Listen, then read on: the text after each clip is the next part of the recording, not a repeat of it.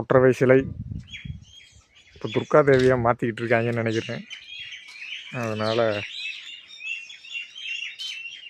கொற்றவை சிலையில் ஒரு கைதும் இல்லாமல் 2 கைகளில் ஒன்றும் இல்லாமல் இருந்தது.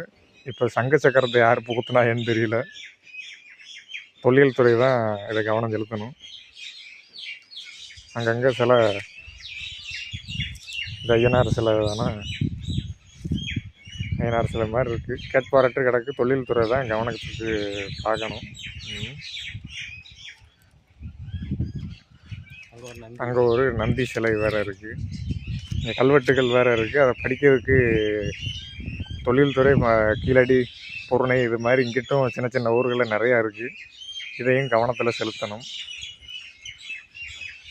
அதை பராமரிப்பு முறையாக தொல்லியல் ஆய்வு இந்த இடத்த செய்யணும்.